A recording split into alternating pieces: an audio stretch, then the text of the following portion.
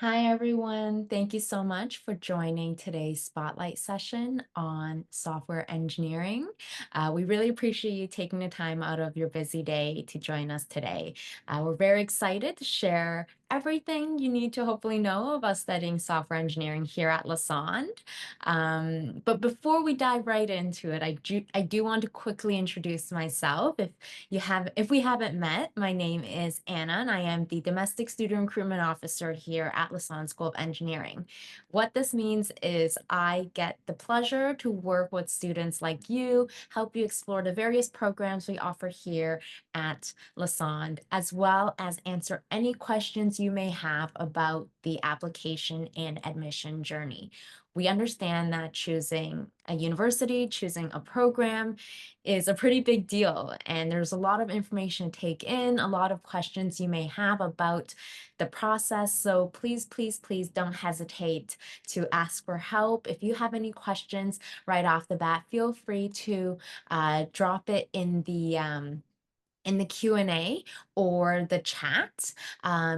I hope everyone can hear me all right. I already see a comment in the meeting that maybe there are some audio issues. I do think I'm connected, so if you are having any audio or video issues, great. I'm glad that's solved now, but if you do have any audio issues during today's session, feel free to exit and join again. The waiting room has been closed now, all right? So you should be able to join back at any time during today's 1 hour session. Now, although I've opened today's seminar up for us, I am not the star of today's show. I am joined by our wonderful, knowledgeable software engineering student ambassador, Mitchell, who's here to share the ins and outs of the program. He's the program expert for us today, all right? So without further ado, I'll pass it over to Mitchell to get us started. Awesome. Thank you, Nana. So my name is Mitchell. I'm the software engineering student ambassador at Sond. I'm in my third year of software engineering, so almost there, but I still have a little bit more to go. I was born in Nigeria, Lagos, Nigeria, and I moved here when I was younger. Previously, some work I've done on campus, I've been an art director for the Lausanne Engineering Society, and I'll explain some of that a little bit later in the meeting or in the session. Also some of my hobbies, I love to play volleyball and I do a bit of 2D animation. So I'm also an artist. So yeah, that is a little bit about me. We're going to move on now to the what we're going to do today. Today's spotlight session, we're going to be going over software engineering, including some information about the common first year, some key courses that you'll take, the skills that you'll acquire. There's also co-op and extracurricular opportunities, support and resources, and some FAQs, and a live Q&A. So if you have any questions, please leave them until the end of the session. Okay, so software engineering. So in your first year of engineering, you'll go through what's called a core first year. So all engineering majors, they will take a similar set of courses for their first and a little bit of second year.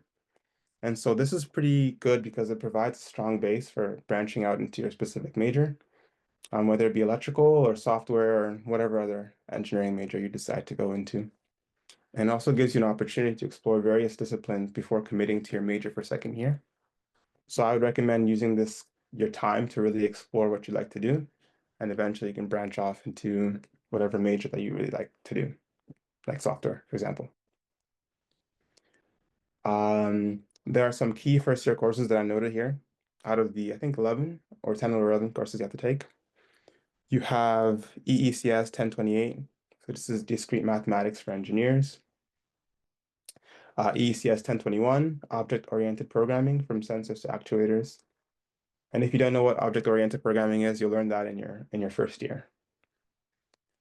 You also have Math 1025, sorry, applied linear algebra, EECS 1011 and 1014. So this is your applied calculus, and it follows a little bit from your high school calculus. So it's not going to be a huge jump in like knowledge if you're scared of math or anything. Eng 1101, Renaissance Engineer 1, Ethics, Communication, and Problem Solving.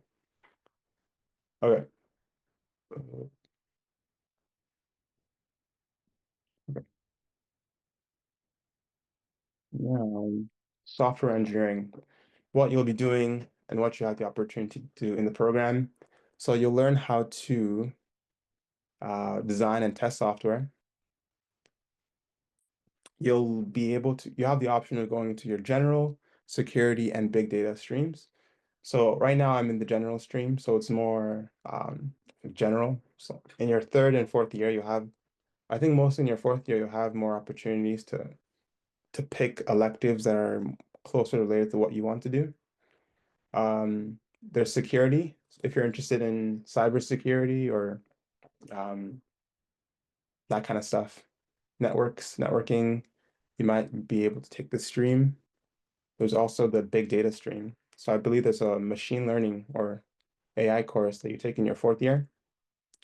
So depending on what, I guess, flavor of software engineering you want, you have the option of diving into any one of those streams.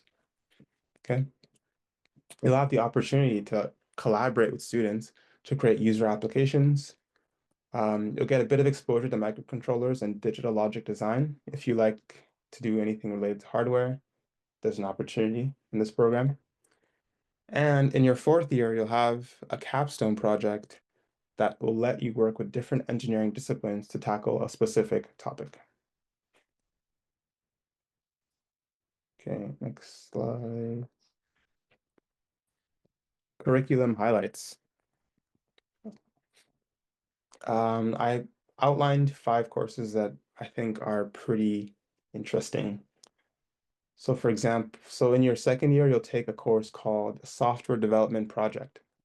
So in this project, or in this course, you'll have the opportunity to work with a group of other students, and you'll be creating like a software or an application for a client. So you have the opportunity to find some client, whether it be your friend or your family, whoever it might be. You can really ask them what they need, look into what sort of apps or issues that they have, and then try to solve that problem with code. And you'll learn things like testing software, you'll learn how to um, the process of sort of the iterative process of from start to finish of creating an application. And it's a really good opportunity to also work and create something that you can put on your resume as well. For example, when I completed this course, I think last year, I created a pantry like organizer. Like you can store like your food information in the app, and then it would help you like avoid wasting food. So it's pretty cool. You'll have the opportunity to know that in your second year. In your third year, there's a course called EECS 3101, and this is the design and analysis of algorithms. So in this course, you'll learn how to design specific algorithms. You'll learn how to analyze the running time of algorithms. You'll learn which algorithms are efficient, algorithms that can't really be solved efficiently as well. And it's a very useful course, especially if you're going into like software development. A lot of the jobs that you'll try to get into will require you to do some sort of um, technical, what's it called? Assessments like leak codes or problem solving. So that course gives you a lot of fundamentals that you might use when you're trying to apply for those jobs. Okay. You have ECS 3201, Digital Logic Design. So it's just using digital logic to design circuits, timers, clocks, etc. I think that was a really fun course actually when I took it, so I think you'll enjoy it too. ECS 4413, Building E-commerce Systems. I haven't taken that one yet, so I don't know much about it. But when I take it, it'd probably be cool. You have Eng 4000, which is your capstone engineering project. So this is a really big project that you have the opportunity to get into at the end of your or in fourth year. So you can work in teams of other engineers. And I think it's also interdisciplinary. So you might be working in teams of some software engineers. Maybe you have a mechanical engineer on your team, an electrical engineer. I think that's how it works.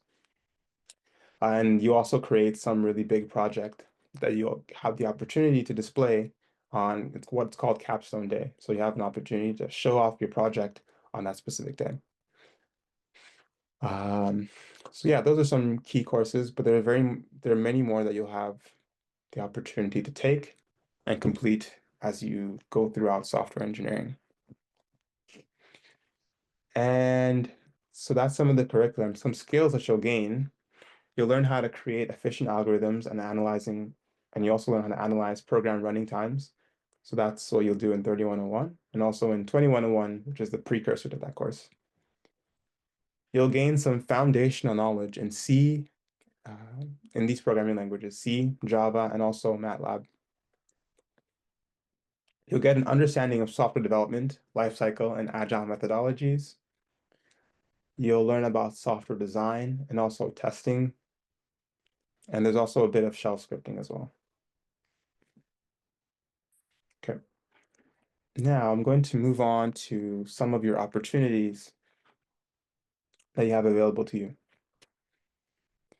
So it's split up into three parts: co-op, research, and extracurriculars, but I'll start with the co-op. So um, co-op is an opportunity for you as a student to get real life industry experience working for a specific company. So you have these co-op work terms, which can range from between 4 to 16 months at a time. And some example placements are that some Lassonde students have gotten in the past would include companies like MDA Space, so they're a space company, the TTC, there's also IBM. I knew somebody who worked at AMD once as well. So it's possible for you to get a really, what's the word, like prestigious co-op. But not everyone gets them though. So it's not guaranteed. But if you work hard, there's an opportunity. Um, so that's co-op. How do you actually get into co-op? Well, it's not mandatory, but it's very recommended as an engineering student. Eligibility for a co-op work term start within your second year of study. So you finish your first year, and then you go through your second year. And I believe by the end of your second year, you can start working within the program. The co-op program consists of 2 work periods with a study term separate in between.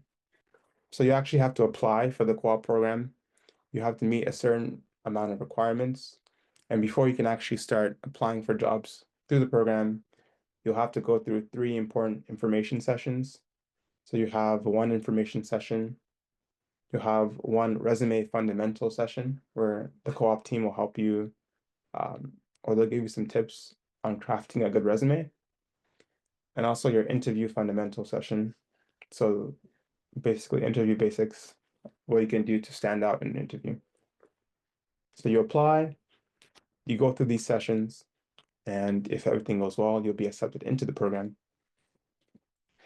When you're in the program, students can leverage the job board provided by the co-op program with additional supports from your co-op advisors. You do get a minimum of 12 months to a maximum of 20 months total work. Like that's how long you can work in the program. So I'll give you an example of what your experience might look like. Maybe you finish your first year, everything goes well, and then you finish your second year. And by the end of your second year, you apply for the program and then you enter into the co-op program. So that summer, you decide that you want to take a 4-month co-op working for AMD. So you work, and then you come back to school in the fall, you do a bit of study. Maybe you do only 1 semester or 1 semester study. So you study in the fall, and then from winter to summer, you do an 8-month co-op work period. And then you come back to school after that, and then you can finish your degree. So it's like work and then study and then work and then study. So that's the co-op program. I highly recommend it, especially if you're in the software engineering, to seek an internship or a co-op, because it'll help you, like, it improves your hireability as well. That's if you want to go through the co-op program. Uh, you also have the opportunity to apply externally if you'd like, but the co-op program also is there available if you like. Then you have research. Okay, research at Lassonde. I wanted to point out two very cool research awards that undergraduate students could actually participate in. So we have Lura and Ursa. So Lura is the Lassonde Undergraduate Research Award, and Ursa is the Undergraduate Student Research Award from NSERC. So these are two very interesting research awards that are available to Lassonde students. They provide an opportunity for undergrad students to work closely with another professor within some specific area of research. An example project from this year is human-computer interaction in virtual reality by one of the professors, Robert Allison. And so these research periods occurred during the summer, so like 4 months, I believe. And students actually get paid $10,000 upon reception of the award. So it's a very big opportunity for you to make money and actually get some experience and do some research as well. So I definitely recommend looking into that when you enter. Okay, so that's research. And there's also innovation and entrepreneurship hubs on at Lassonde. So both Best Lassonde and Y-Space, those are the names of the hubs. They help students in their entrepreneurial goals by providing resources and supports to foster growth and learning. So if you're interested in business and problem solving, you can look into what they have to offer. That's research. And lastly, we have extracurriculars. So as I mentioned earlier, I was part of the Lassonde Engineering Society as an art director. So I'll explain what that is. The Lassonde Engineering Society is the representative student body at Lassonde. So they host various social events and sponsor different academic academic conferences for engineering students. And so there's lots of different opportunities to get involved if you want to serve your fellow students in administrative roles. They also have creative roles as well. As I mentioned, I used to be an art director for the club, and I had the opportunity to create banners, a handbook, some lanyards as well. So I actually designed things that were used by engineering students, which is pretty cool. So you have that opportunity too if you decide to be part of the club. There's also the Women in Science and Engineering, WISE, and the Computing Students Hub, CS Hub. For design teams, if you are somebody who's interested in robotics, there is the York U Robotics Club. If you like bridge building, maybe you're a civil engineer, you want to build bridges, there's the Lassonde Troitsky. And I think they participate in competitions as well, so you have the opportunity to do that. There's also the York Concrete Canoe Club, and they make canoes out of concrete. I've seen one of them in real life. It's pretty cool actually, and they're pretty big. So if you're interested in that, you can be part of the York Concrete Canoe Club. And lastly, there are various professional conferences and events that you can be part of. One really good one is the York Engineering Competition. So it's a big competition for Lassonde students. There are about 9 different categories that you can compete in, such as programming and communication. And so winners of that competition have the opportunity to represent York University in the Ontario Engineering Competition. There is also the First Year Integration Conference and the Professional Engineers of Ontario Student Conference that you can partake in. And a cool thing about the engineering society is that they'll actually, I believe they'll subsidize or they'll cover the cost of some of these conferences. So if you find something that you're interested in, you should reach out to the engineering society, see if they can support you financially. Okay. Now I'm going to move on to the supports, student supports and resources available to Lassonde students. The first really good one is academic advising. So your academic advisors are available during the week via email or in-person support. They can help give you guidance and direction depending on whatever your specific situation is. So let's say, for example, your GPA drops below the necessary requirements and you're not really sure what to do. Well, you would just reach out to your advisors. You can go in person, maybe between one of your classes, and then ask them for tips or whatever they can provide to help you in the best possible way. There's also something called Mental Health Lassonde, which is offered as part of the Peer Helper program, and they provide peer support in mental health and well-being education to assist students with university life. Okay. Now there's an opportunity for questions. Yes. Oh, frequently asked questions. Sorry. So, Mitchell, thank you so much for sharing such detailed insight into software engineering as well as Lassonde student life as a whole. I also found particularly your experience and your, I guess, passion for the various, I guess, opportunities at Lassonde outside of your program to be so nice because I think that just really shows how I think a lot of our Lassonde students are very well rounded.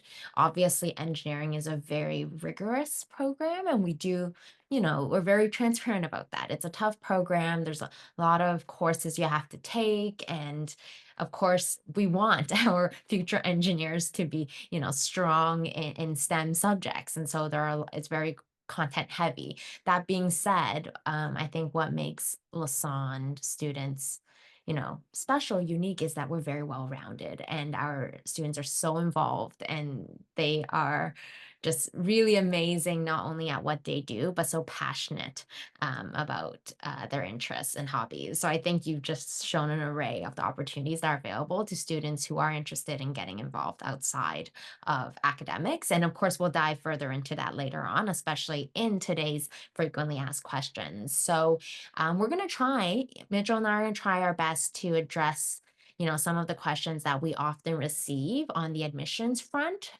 especially at open houses, at university fairs. But of course, we might not get to a question that you already have in mind. So if you have any questions at all, anything that you're wondering about, highly, highly encourage you to put it in the Q&A or the chat. We will get to it. We've reserved time at the end of today's session for that. Okay, so don't be shy, drop it in there. But Mitchell, let's get started on the first question that we often receive from students. So in fact, this is already a question that I see in the chat. Software engineering, as you know, is often compared to other engineering programs or computer science at Lassonde. So I guess in your own words, what would you say are some distinguishing factors for software engineering, or how would you distinguish this program from other similar programs? Yeah, so software engineering um, primarily focuses on building software systems and keeping with necessary requirements and proper testing. So in your first and second year, courses across most engineering disciplines will be similar, but in your third and fourth year, software engineering tends to be more focused on like software specifically. I will note that computer engineering is it's similar, but that one has a greater focus on how computers communicate. So in your second or in your third and fourth year, you take more like networking, required networking courses. And it also gives you opportunities for electrical engineering based electives in your later years. I know computer science is also one that's often compared to software engineering, and they're pretty similar in the pathways that you can take like after you graduate. From a program standpoint, computer science gives you more flexibility, I would say, in the kind of courses that you can take. You have a little bit more leeway in deciding kind of where you want to go with your electives. While software engineering tends to be more rigid, so you have more required courses that you have to take. Um, and it's an accredited program, so there's also some other fun like foundational courses that you have to take as well. I believe in your first and second year. So it just depends. on what you're looking for. Yeah, I agree. That's usually kind of what I tell students as well. Especially if you're comparing software with comp sci, and specifically as this student had mentioned in the chat, comp sci with within the software development specialization or the software development stream, if you will. You can take a look there in the chat. I've dropped the link for the various program checklists that we have available on our Lasan website. So you can directly compare the courses that you take in these two programs, and you'll see, as Mitchell mentioned, engineering has a very busy schedule. Your curriculum is set, right? And again, because it is an accredited program, you graduate with a bachelor in engineering, and you meet one of the requirements to then be on your way to a PEng if that's what you're interested in, or you can, work as, an engineer within Ontario.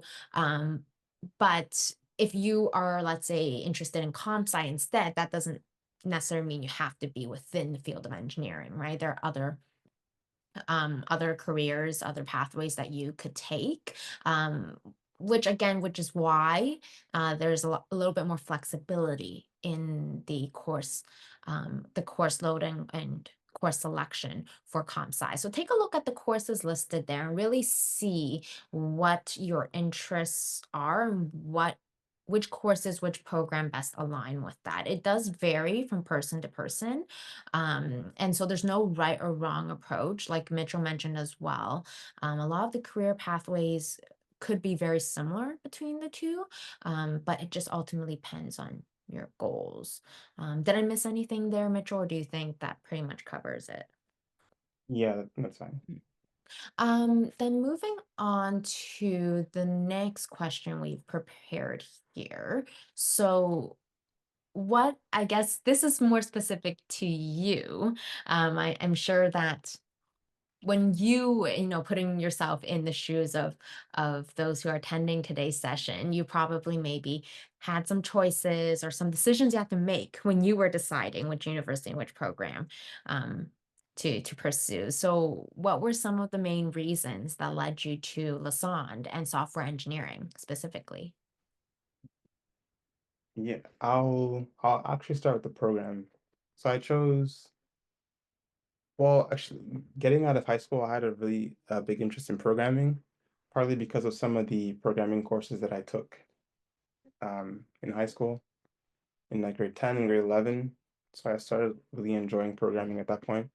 And I actually was interested in doing game development, like I think entering into university, but that changed a little bit. Anyways, but it was because of my high school that I chose to go into like programming.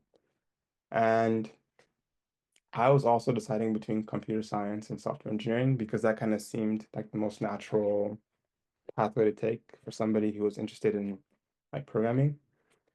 And so I ended up choosing software at the time because I thought that it would be more hands-on as opposed to like theory. So I thought I'd be doing more of like application of um, like writing code, software, and things like that. I'm not sure if that's quite the case now that I've seen both programs, but I'm still like content with my decision, I think. What? Uh, Oh, sorry. Go ahead. you're saying I'm done. I was just going to ask, what particularly about programming did you enjoy? Like, what drew you to this particular industry or this field? Um, it was just something that I thought was fun, Mm. especially when because I used to do a lot of I think it was the game development side that drew me in at first. So it was just like really fun creating these like applications, these games that could be played. Um, and I just enjoyed the aspect of doing that. Creating something I think is probably what drew me in. So yeah. Yeah, I think that's such a good point too, because I think there are sometimes, some stereotypes or I guess generalizations we make about what software engineering could look like, because you're sitting in front of a computer for a very long time, right? But I love that you emphasize the creativity that is involved, right? The problem solving, and those soft skills that are involved in a field like software engineering. And I think it especially is pretty powerful coming from someone like you who enjoys arts, right? Like you mentioned, you're an artist, you like to do design work, animation work.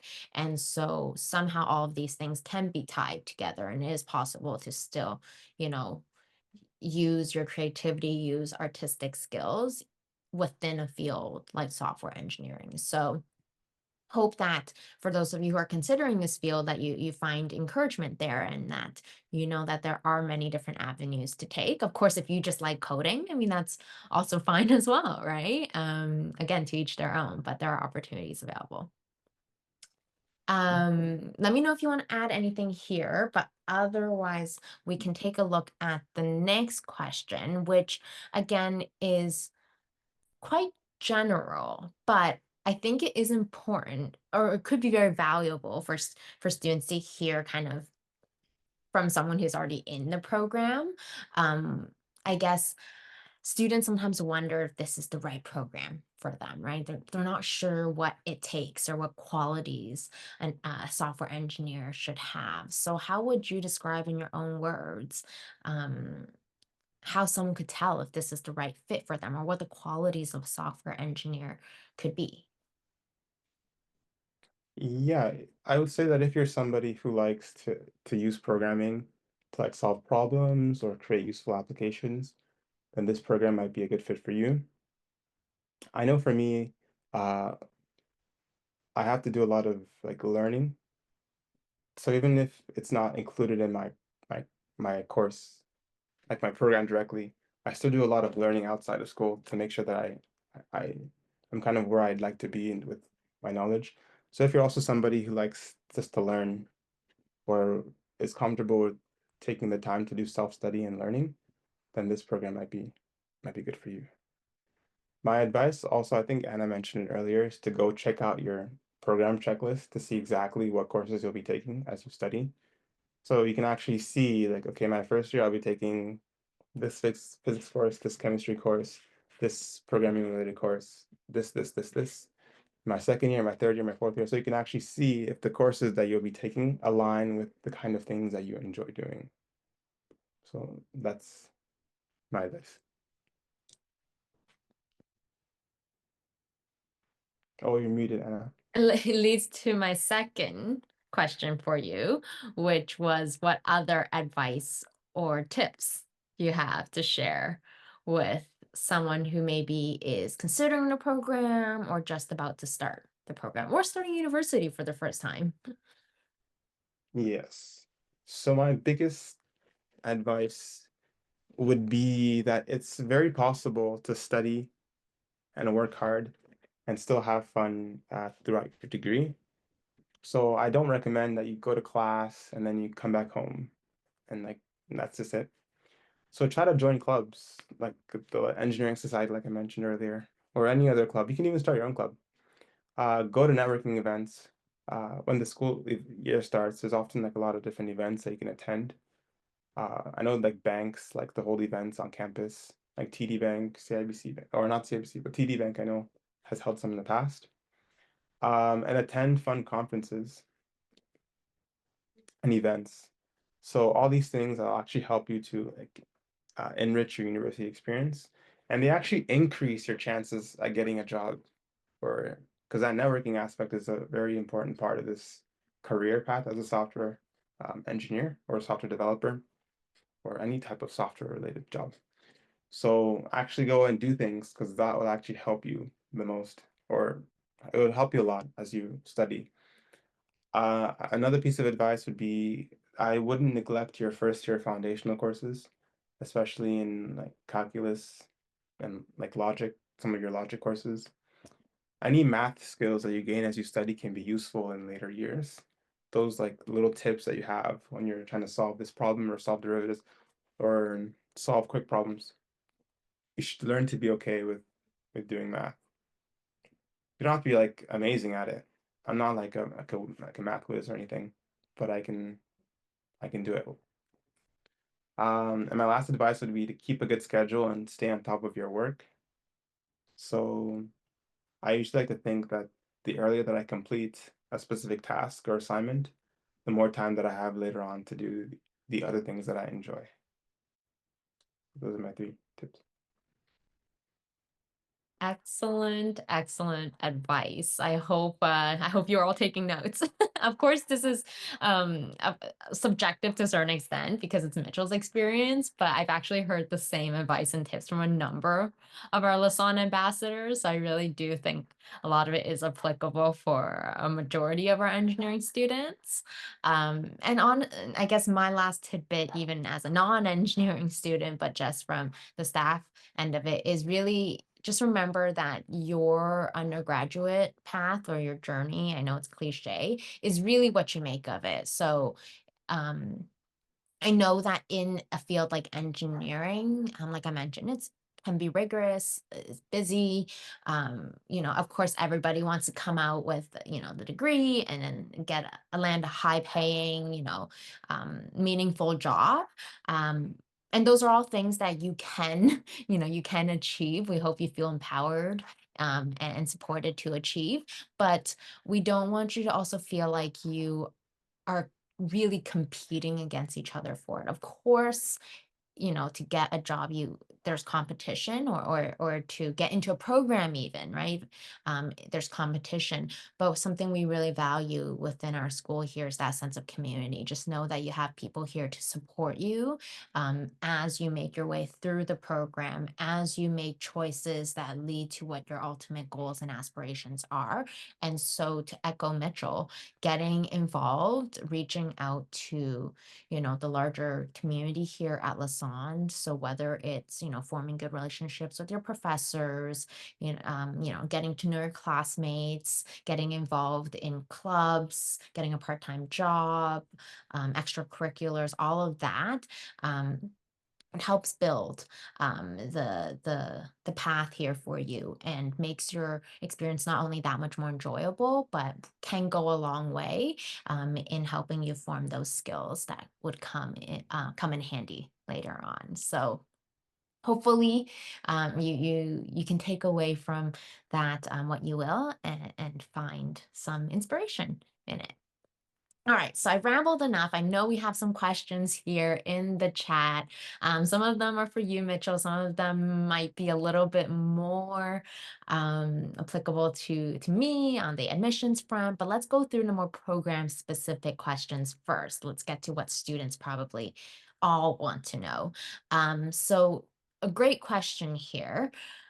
Now, of course, again, this is subjective, but based on your experience or maybe your peers' experience, is there a year you would think in engineering that's harder than others? And what are some challenging classes you found or classes that you hear often from your peers are challenging and why might they be challenging? Sorry, I know that's a loaded question, but um, work with it however you can.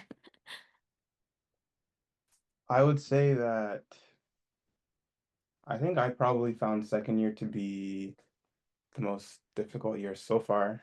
Mhm. Um, I'm not sure why specifically, it's just more difficult, I guess. I don't know. Was it Uh, the coursework or the course yeah, load or combination of it? I think just the coursework.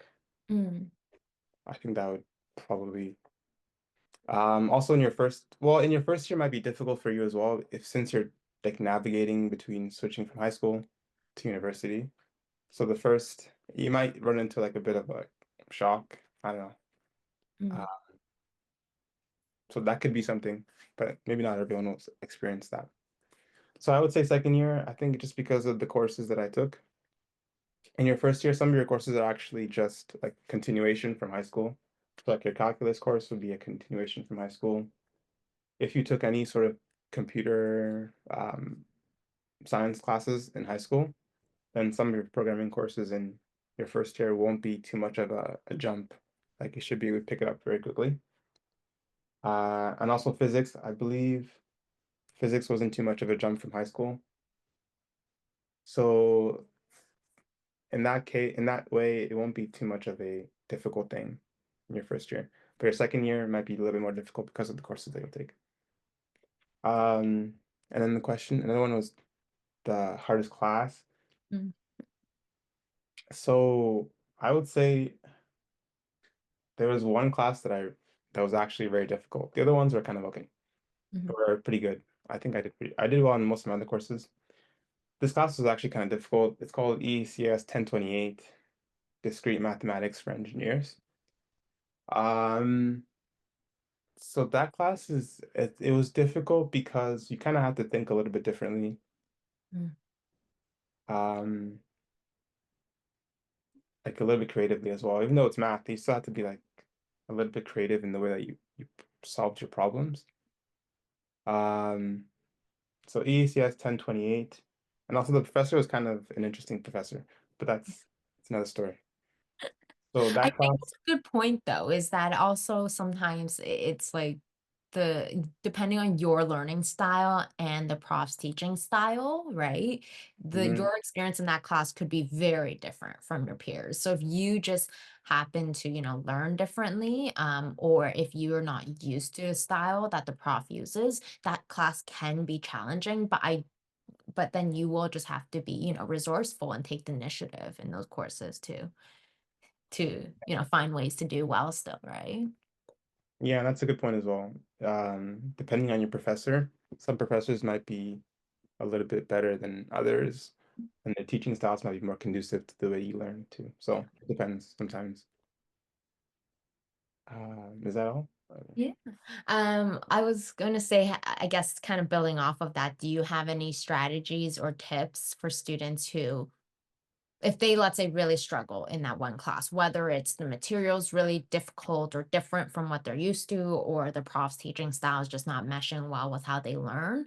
Do you have any like study or study tips or homework tips that really worked well for you? Yeah, so for that one difficult course, I think one of the reasons why it still ended up doing well was because I went to the tutorial sessions and I had a pretty good tutorial leader. So I actually went to most of those tutorial sessions to make sure that I understood exactly what was happening or to get extra help. Mhm. And the Uh, size of tutorials are much smaller, right? yeah, they are. So it's also a good opportunity to meet people in your class and make friends as well. So I know that this year I took ECS 3101. So that was the algorithms design. Uh, One thing I did a lot in that class was I always asked questions. Like I would raise up my hand and I'd be like, Professor, like what does this mean on the board over here? Like I did a lot. And so you might feel awkward like pausing the entire class or so whatever to ask a question. But if you have a question, like just ask the question. If it's in class, just ask the question because you have nothing to lose. And also some other people might be having the same question, or some other people might not understand the same as you. I was just going to say, you probably are actually doing them a favor for Yeah. asking because I bet you're not the only one who's a little lost in that moment, right? Yeah. Yeah, it's a good idea to take the initiative. Hopefully we covered that one well. I see there are more questions rolling in.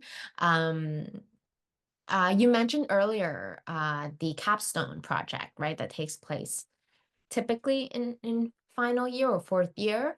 Do you know anything about kind of the funding available for capstone projects or what resources are available for students to build those projects? I know you're not quite there yet. I'm just wondering if that's something you. No, I wouldn't know. Mhm. Yeah. Well, that's not unfortunately, that's not a question that I also can answer today, but what I would recommend doing, we'll do it at the end as well. We'll share our a link to our Discord server.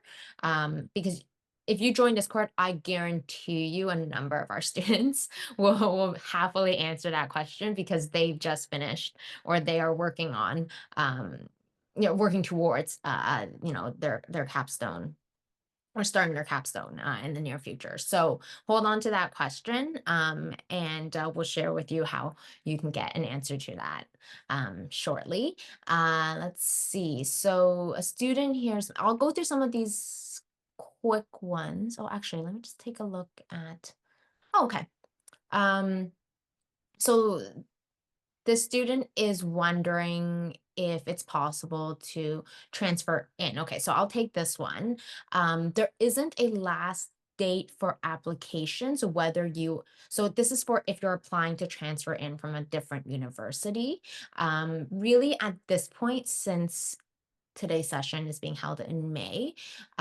It really will just depend on when you apply. So if you really want to be considered for fall entry and you haven't applied yet, I would recommend doing so as soon as possible, because once the program is at capacity, that's when applications will close and we can no longer continue to review admission criteria eligibility. So if you apply as soon as possible, then you can still be considered for fall. We are still open to applications. And you can take a look at admission criteria online or send us an email. I'll share our email address with you in a bit to get more information about the transfer process and what you would need to transfer in. But like I said, it's best to get your app in as soon as possible.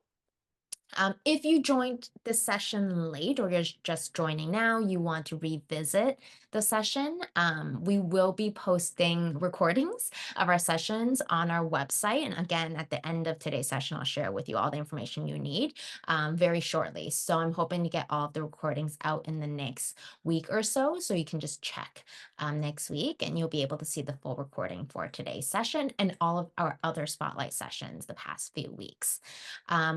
If you are looking to transfer into engineering internally, so let's say you are a current student in another program and then you want to then transfer into software engineering or other engineering major, it is a little bit of a tricky process.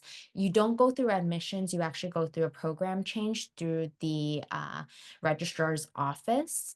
And I highly recommend contacting academic advising in your first year to get advice on how to optimize your chances of transferring in let's say your second year. There are no guarantees because for engineering, it's a pretty competitive program. And so we only have so many seats. Capacity is very limited. If we are quite full from direct entry, then there are minimal number of seats available for internal transfers, which is why we don't typically recommend program change into engineering. We recommend students apply directly to engineering. From high school or if they're at another university, because then you're guaranteed a spot in the program that you want. Uh, let's see, Mitchell, I'm not sure. Mitchell, are you familiar at all with the block model? You didn't do the block model in first year, right? No, I didn't. No, okay. That's okay. So I'm just going to quickly answer this question here. For all of those who are entering, first year, which you all, most of you will be, if not all, first year common engineering. So if you've applied to engineering at Kiel campus, you do have the option to opt into the block model for scheduling. Okay. So at Kiel, we offer two different options for how your fall term schedule would look in first year. You can either select courses, and schedule yourself according to the traditional model, which is like in high school, you take all your courses simultaneously. Or the block model is when you actually finish one course before you move on to the next one. So you would study intensely one course for, let's say, about 3.5 weeks before you move on to another course and then another one. You're still completing the same courses as everyone else in the traditional model, but you're just focused on one at a time. It is only available for the fall term. In the winter term, everyone is transitioning to the traditional model. It may be a good option for you to opt in to the block model if you are hoping, just depending on your learning style. And also for some, it may be a smoother transition to university because time management is a little, or rather looks differently. So it is an option for you, but it is only available in the fall and for students who are joining us at Kiel. That being said, we piloted this model for a few years now, and our data shows that students have been very, very successful in their block model fall term. So it seems to continue to be a thriving option for a lot of our students. If you're interested, feel free to look further into that. It's called the block model. Um, okay, so Mitchell, a question for you now. Um, so this student is again deciding between software engineering and computer science. Do you have any, I guess, insights into which one might be more helpful if they're interested in a career related to cybersecurity, machine learning, or AI? Or do you think it varies? Yeah, I put something already in the chat, but either one will work. So if you're interested in cybersecurity, I think you should go for, if you're interested in cybersecurity, I would recommend that you go for the security stream in software engineering. If you're going to do software engineering, then you should go for the security stream. But you could also do computer science if you're interested in cybersecurity or machine learning or AI. Um, because in your later years with computer science, you have a lot more flexibilities to choose. So you would just go through the course catalog and see which courses relate to whatever area that you're interested in. Um, and I think with computer science, you have opportunity, like it's a bit cheaper as well, because with engineering, you take more required courses. So that's something that you might want to consider. Um, yeah, but I believe either one will work. Also, again, just depends on the type of degree that you want to finish with as well. Mhm. Not all jobs will require a Bachelor of Engineering, but some might, right? So even if you're really thinking, big picture, if you're already starting to look at the job market, so you're looking at job boards, LinkedIn, Indeed, all of that, and finding jobs that look interesting, look appealing to you, and looking at what their qualifications are. If you see a lot of them are requiring a bachelor in engineering, then maybe software engineering is the way to go because then at least you've covered your basis for that, especially if some of the soft skills are similar in both programs. You then have the academic credential for it. If you find that a lot of these jobs maybe aren't requiring that engineering aspect, but you can get the same skills. You're taking similar courses in comp sci route or even computer security. If you're specifically interested in cybersecurity, we at Lasan offer one of the only like specific computer security programs. It's not just specialization within computer science, it's its own program. So it really depends on what you really want to specialize in and what careers or prospects you're interested in. Um, but I would say, yeah, maybe do some research and take a look, a deep dive into it, and almost work backwards. Look at what you're interested in and what it requires to make that decision. I will also say both programs are difficult to kind of get into once you're in for that program change. So it is a good idea to maybe enter a program now that you feel like will cover all of your bases rather than thinking, okay, let me just join this one now, I'll just transfer into the other one later on. It really depends on capacity then, right? So maybe choose the program that you feel like covers your bases. um, Mitchell, do you want to elaborate? I know you put in the chat, but do you want to elaborate a little bit on your response or just kind of tell the group your response regarding the size of classes for students? Yeah, sure. In your first year, you'll see much larger class sizes, especially I believe your calculus classes might be a little bit large. So same thing with your physics courses. So those might be larger. As you progress throughout your degree, the class sizes kind of shrink a little bit. And even in a given semester, a lot of students tend to show up in the first bit of class, and then midterms hit, and then less students show up, and then some students drop. Um, so I don't know an average number, but in your third year, you might have sizes of around like maybe 50, but then less people show up to class. So it depends. But generally, it gets less as you go on to your degree. And yeah, I hope that's good enough response. think I covered. Okay, great. Thank you. No, I think, like you said, a rough estimate to give students an idea of what to expect is helpful.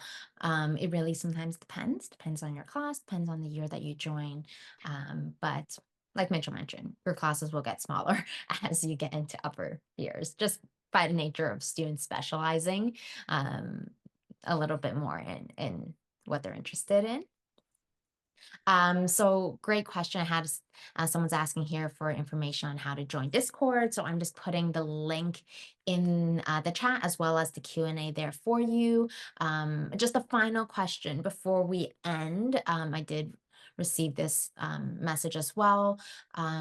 Students are wondering if they've already applied and have been accepted to one program, if it's still possible to choose a different program. So for these particular cases, it's best to email us because this would require me to actually take a look into your file, take a look at whether you would be eligible for the other program that you're interested in.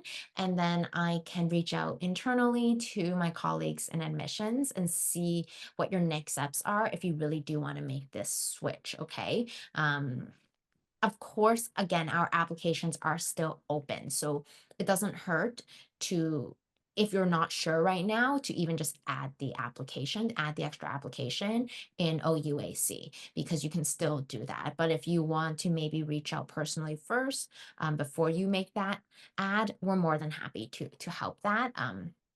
And give you some advice on that. Okay. So I'll hand it over now to Mitchell to just wrap up today's session, and then we'll share our contact information with you. So Mitchell, feel free to take it away.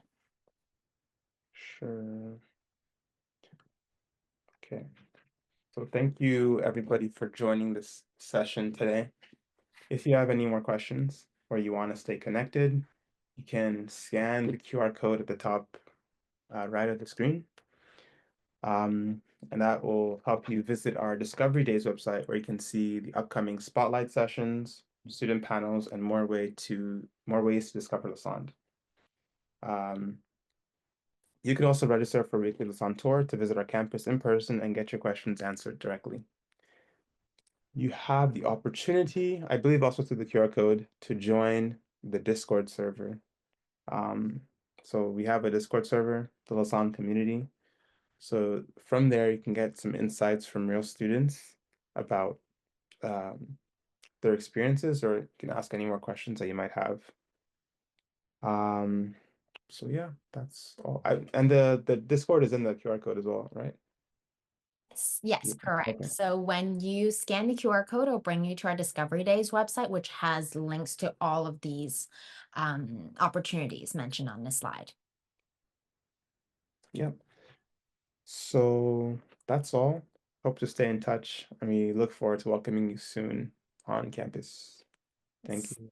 Thank you, everyone. I have put, actually, Mitchell, just on the next slide there, on the final slide, if you can just quickly pull that up, just for everyone to see. So that's the link to Discovery Days website that the QR code would have brought you to. But in case you missed it, even if you just put Discovery Days Lassonde in Google, it'll pop up.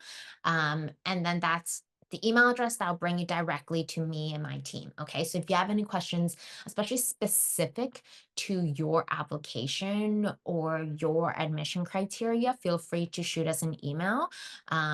We'll have you, in our system already, so we can just take a look for you. And usually it'll be me who gets back to you.